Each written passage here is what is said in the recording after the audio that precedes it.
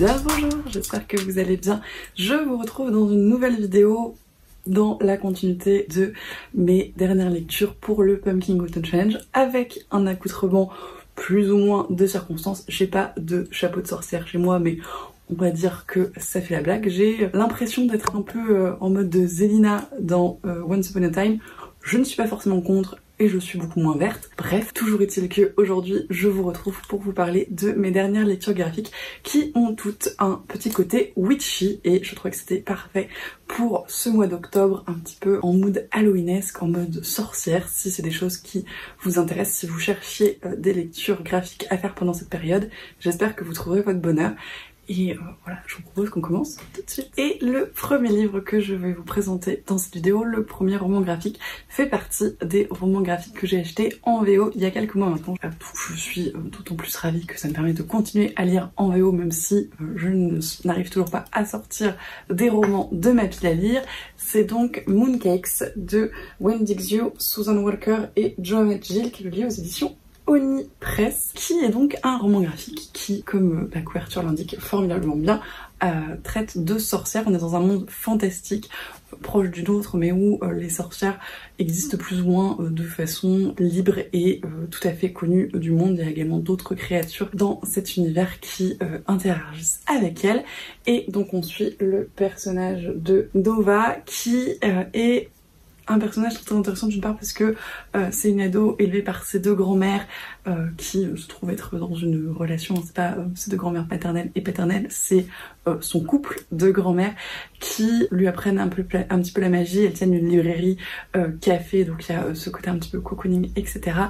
C'est une sorcière, elle mène des petites enquêtes quand il y a des choses surnaturelles dans le voisinage et elle retrouve une personne de son enfance qu'elle appréciait énormément et qui se trouve donc être un personnage non binaire puisqu'elle se genre au neutre. Et c'est une des choses que j'ai adoré dans le récit, l'inclusivité donc entre ce couple de grand-mères, ce couple donc formé par ces deux personnages qui sont extrêmement mignons, et le fait que le personnage principal, donc Nova, soit porteuse d'aide auditive puisqu'elle est malentendante.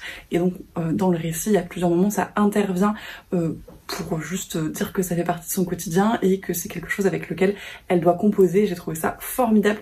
C'est pas le cœur du récit, c'est pas le centre de l'intrigue pour tous ces aspects-là, c'est des choses qu'on passe un petit peu comme ça en mode c'est comme ça et c'est tout, et c'est vraiment juste le bon dosage à mon sens pour ce genre de représentation dans des récits où c'est pas la clé de voûte. J'ai trouvé que c'était extrêmement bien joué de la part des autrices puisque ça permettait vraiment voilà, d'aborder ces sujets mais sans avoir l'air de trop y toucher finalement, et c'était très chouette. On suit donc dans ce monde fantastique une petite ville où il se passe des choses un petit peu étranges. Là depuis quelques temps il y a un esprit un peu maléfique qui a l'air de rôder, et donc Nova va mener l'enquête avec donc son amie d'enfance qui s'appelle Tam, et voilà. J'ai adoré la relation entre les deux, j'ai bien aimé l'enquête. Il y a des petits côtés un peu spooky, un peu qui font un peu peur parfois même, mais c'était très chouette. J'ai bien aimé les dessins également que j'ai trouvé assez sympas, aux couleurs assez automnales. C'est pas forcément mon trait préféré, je trouve qu'il y avait des choses qui étaient un petit peu maladroites, peut-être des choses qui faisaient moins propre, mais ça restait agréable, ça m'a pas du tout gêné dans ma lecture. Et globalement j'ai passé un excellent moment dans ce récit. J'ai beaucoup aimé les messages voilà, autour de la tolérance, parce que du coup ça va beaucoup tourner sur ce personnage non binaire qui n'est pas du tout accepté par sa famille de par plein d'aspects, mais notamment pour sa non-binarité et donc tout ce que ça va impliquer derrière.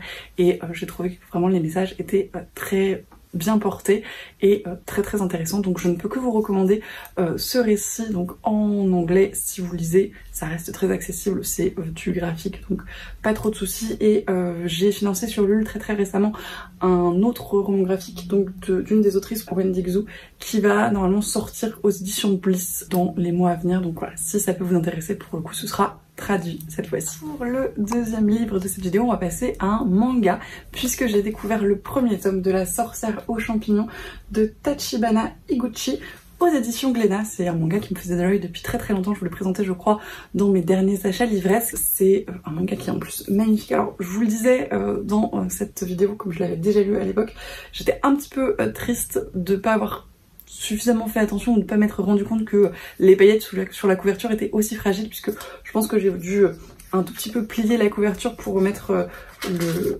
le rabat, et en fait j'ai abîmé la couche de colle qui retient les paillettes, donc il y a une espèce de marque de pli très très moche sur ma couverture, mais c'est la vie, je ferai plus attention pour le prochain volume.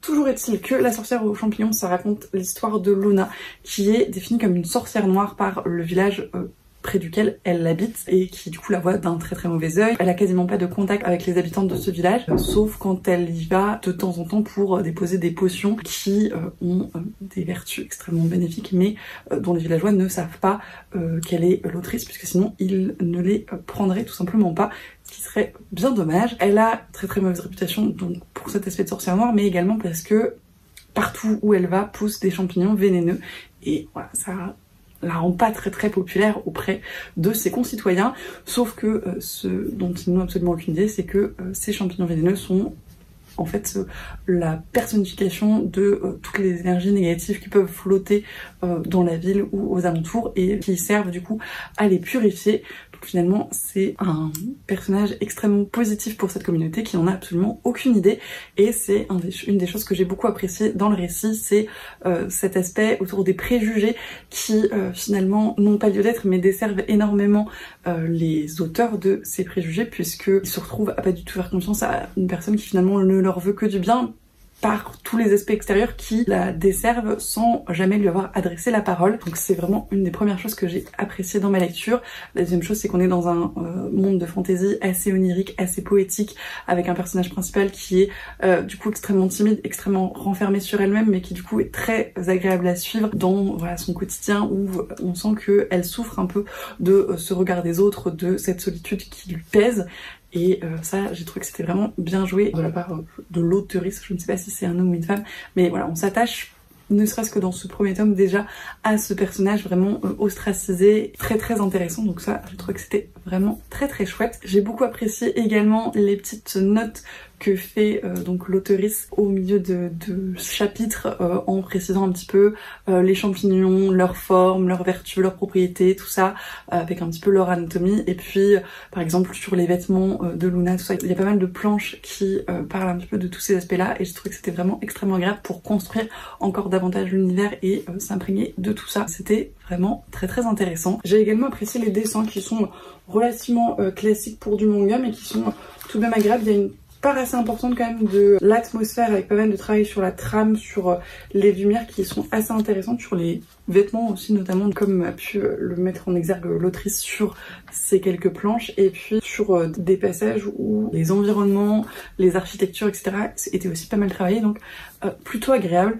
Globalement c'est une très très belle découverte pour ce premier tome. J'ai entendu dans la vidéo de Livromancienne, je crois, que je vous mettrai quelque part, que le tome 2 rentrait un peu plus dans une intrigue un peu plus construite que ce premier tome, où c'est vrai que c'est assez introductif, même si on a une espèce de petite romance qui se joue en filigrane et plus ou moins qui était assez intéressante par les problématiques qu'elle aborde également. Je vous la spoil pas, mais si ça peut vous donner envie, en tout cas j'ai passé un excellent moment avec ce manga, et il me tarde de découvrir le tome 2. Un autre roman graphique en VO, puisque j'ai lu The OK Witch de Emma Stenkelner, qui est publié aux éditions Aladdin, qui est un très joli objet livre d'ailleurs en hardback avec une dust jacket, j'arrive à vous le montrer. Hop. Bon, le hardback est très très simple, mais néanmoins très joli. C'est un roman graphique que j'ai vraiment énormément apprécié. On suit donc le personnage de Moth qui se fait un petit peu harceler à l'école parce qu'elle dénote, elle aime pas trop ce qu'aiment les autres, elle est un petit peu toute seule, et elle aime beaucoup Halloween. Ça se passe d'ailleurs à ces environs-là parce qu'elle peut se déguiser en sorcière et dénoter un petit peu moins.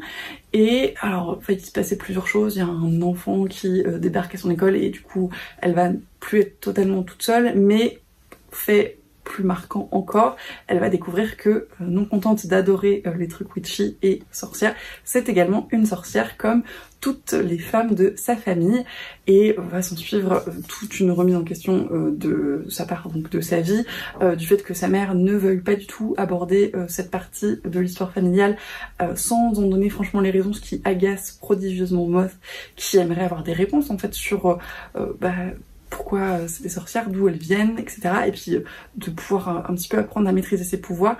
Mais voilà, il y a le refus catégorique de sa mère qui s'oppose un petit peu à ce désir et tout ce qui va s'en suivre, donc de Moss qui va essayer de bien évidemment comprendre un petit peu les choses par elle-même parce que ça reste un récit relativement jeunesse young adulte, et puis de l'histoire de sa mère qu'on découvre au fur et à mesure. J'ai trouvé ça extrêmement intéressant, extrêmement bien joué.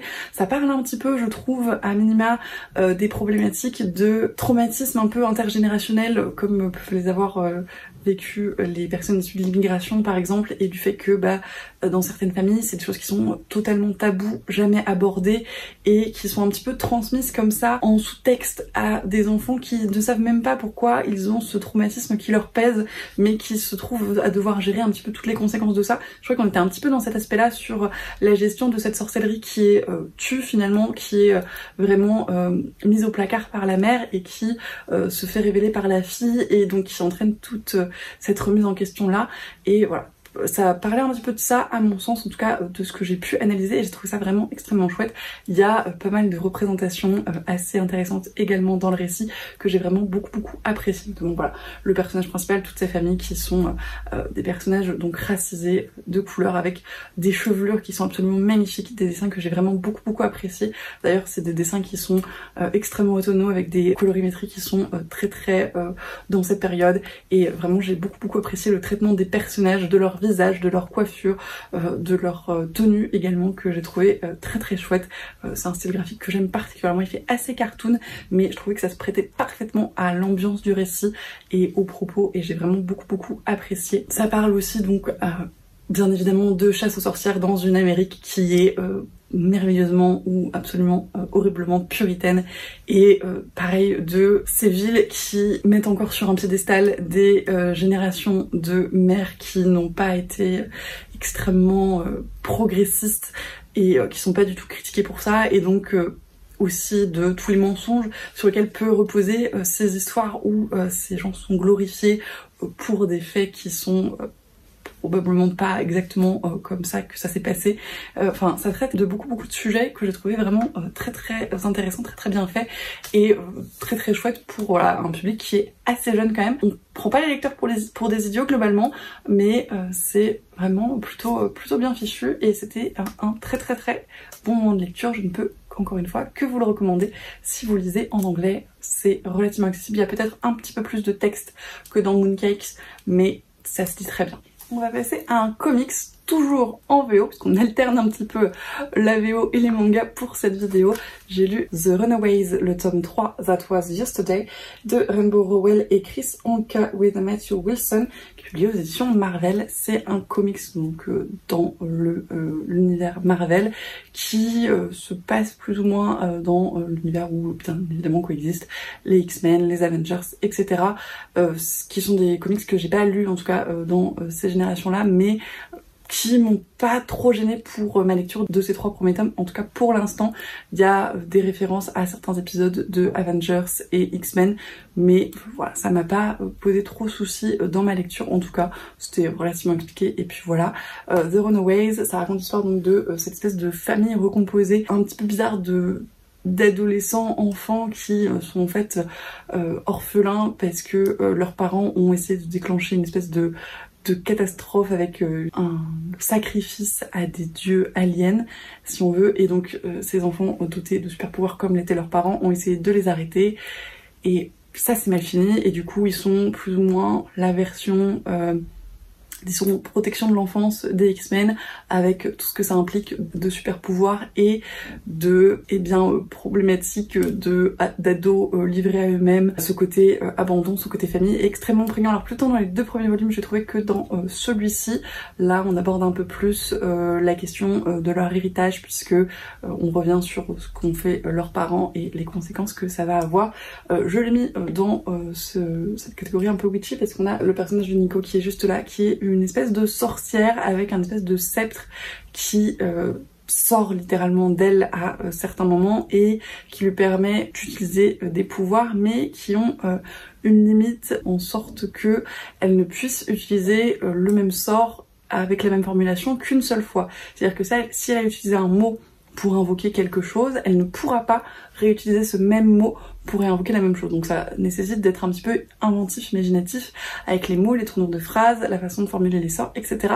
Et en ça, je trouve qu'on retrouve très très bien l'amour de Rainbow Rowell pour la magie des mots qu'elle a pu mettre dans Carrion par exemple. Et je trouve que c'était vraiment un système de magie extrêmement intéressant de par les limites que ça impose au personnage et dans des situations où du coup elle aimerait pouvoir faire quelque chose, elle aimerait pouvoir réutiliser tel ou tel sort, mais c'est tout simplement impossible. Et on suit du coup d'autant plus dans ce numéro l'origine un petit peu de ce sceptre, de cette magie et les implications qu'il a aussi dans la suite, et je trouve que c'était assez intéressant. Alors mon problème avec cette série, comme pour beaucoup des séries de choses que je lis en anglais, c'est que ma lecture du deuxième tome remonte malheureusement un petit peu, donc il y avait certaines choses dans lesquelles j'étais plus extrêmement claire. Il faudrait que je me refasse, je pense, une lecture des 3 tomes à la suite avant de lire le 4e tome quand je me le serais procuré. Mais j'ai passé un très très bon moment. J'aime beaucoup le style graphique de ces comics. Alors comme pour la plupart des comics que j'ai pu lire, ça change un petit peu puisque je pense qu'il y a différents intervenants en fonction des chapitres, mais c'est pas trop dérangeant à mon sens et c'est un style qui est relativement moderne pour du comics. C'est pas les vieux X-Men avec les couleurs très flashy. Là on est plutôt sur des couleurs assez foncées, assez intenses et un style qui est résolument moderne tout de même et que personnellement j'apprécie beaucoup. Donc l'un dans l'autre, j'ai passé un très très bon moment de lecture dans ce livre. Et encore une fois, si vous lisez en anglais, si vous aimez bien les comics avec ce côté un peu X-Men mais pas tout à fait, et cette touche Rainbow Rowellesque que personnellement j'aime beaucoup, je ne peux que vous le recommander chaudement. Et on va finir cette vidéo avec un manga puisque j'ai enfin lu, vraiment peu après sa sortie, le 10e tome de l'Atelier des Sorciers, donc le dernier paru en date, qui est donc par Kamome Shirahama et publié aux éditions Pika. C'est une série de mangas que j'adore vraiment. À chaque fois je me jette littéralement sur les nouveaux tomes et je les lis extrêmement vite puisque c'est une série donc qui raconte l'histoire de Coco, qui est une jeune fille qui évolue dans un univers de fantasy où la magie repose sur des dessins que peuvent faire les sorciers. Je vous en ai d'ailleurs parlé dans ma vidéo sur le système de magie que je vous mettrai dans le petit. Sauf que tout ça est très mystérieux pour le commun des mortels puisque les sorciers font en sorte que ceux-ci n'apprennent jamais d'où vient de la magie puisque elle est dite seulement possible pour les quelques heureux élus qui font partie des familles de sorciers millénaires, etc. Jusqu'au jour où Coco va se rendre compte qu'il n'en est rien et que tout le monde est capable de faire de la magie si on lui apprend comment ça fonctionne. Donc ça va être un peu le retournement de tout ça. Il y a beaucoup de questionnements assez philosophiques, je dirais, autour de cette question de magie qui est dévolue qu'à une certaine partie de la population, sans égard à quelconque mérite ou quoi que ce soit. C'est juste, c'est les gens qui connaissent, qui peuvent faire et c'est tout, et le commun des mortels n'y aura jamais accès, point. Donc tout ça questionne beaucoup. Il y a aussi le questionnement sur le fait que la magie qui a trait à la modification corporelle du cerveau, tout ça, enfin tout ce qui a trait au corps humain est formellement interdite depuis des temps assez reculés puisqu'il y a eu des catastrophes qui ont fait justement qu'il y a cette réglementation aussi sur le fait que tout le monde ne puisse pas apprendre la magie, etc. Encore une fois, dans un effort de réglementation et de maîtrise en fait, pour éviter que ces événements se reproduisent, et ben on a cette espèce de carcan qui enferme les autres et on se rend compte à plusieurs moments des tomes que finalement c'est peut-être pas si bénéfique que ça pour tout le monde parce que ça crée beaucoup de limites et des moments où en fait les problématiques pourraient être résolues et ne le sont pas du fait de toutes ces règles, toutes ces lois qui sont plus appliquées par une milice qui n'est pas du tout conciliante, qui n'est pas du tout à l'écoute et qui est extrêmement percluse de principes, de c'est comme ça et c'est tout, et voilà, de choses qui sont pas du tout fluides. Et par opposition on a la confrérie du Capuchon qui est un groupe très mystérieux mais dont on a l'impression qu'il essaie de renverser un petit peu cet état de fait. Voilà, il y a tout ça qui se mêle dans cette série de mangas et vraiment tous ces enjeux, tous ces intérêts qui se nouent et où Coco se retrouve au milieu donc avec son groupe d'apprentis sorcières et son maître, et vraiment c'est des personnages que j'adore suivre, un univers que j'adore, un système de magie que je trouve formidable et toutes ces questions, tout ce qu'elles soulèvent en bien ou en mal et dans les choses on n'a pas forcément la réponse, que c'est vraiment finalement des espèces de débats philosophiques sur la limite qu'on peut donner aux gens, et est-ce que c'est bien de tout interdire en disant que ça va protéger le plus grand nombre, alors que du coup, et bah à contrario, il y a des gens qui meurent à cause de ces limites. Enfin voilà, tous les questionnements qui s'entraînent, je trouve ça vraiment formidablement intéressant, et c'est une série que j'adore lire. Les tomes se lisent tout seuls, c'est en plus absolument magnifique, les illustrations sont à tomber par terre. C'est donc un style manga, mais vraiment très très détaillé, que ce soit en termes de visage, en termes de vêtements, en termes de décor, et il y a tout un jeu sur la trame, sur des minuscules traits de crayon qui font presque enluminure, tellement ça fait ressortir en fait certaines choses, et vraiment c'est un style que j'apprécie énormément, et qui est vraiment extrêmement lisible en plus, et qui est un plaisir à découvrir à chaque fois. Donc si vous n'avez pas encore craqué pour l'atelier des sorciers, je sais qu'on le voit énormément passer sur les réseaux, je ne peux que me joindre à tout le monde pour vous le recommander très chaudement. Et sans les du coup pour mes dernières lectures graphiques witchy, donc autour des thèmes de la sorcellerie, des sorciers et sorcières. C'est des lectures que j'ai vraiment adoré faire et qui m'ont mis dans le bon mood pour ce mois d'octobre, ce côté halloweenesque. N'hésitez pas à me dire si certains des livres que j'ai présentés vous tentent, si vous en avez déjà lu, si vous avez d'autres recommandations dans ce thème-là, un petit peu witchy, sorcière, halloweenesque, spooky, à me faire, que ce soit en graphique ou en roman. D'ailleurs, je suis toujours preneuse, et comme pour toutes les vidéos, je vous remercie grandement pour tous vos retours, tous vos messages. Ça me fait toujours extrêmement plaisir d'échanger avec vous. Je vous souhaite bien évidemment d'excellentes lectures, et je vous dis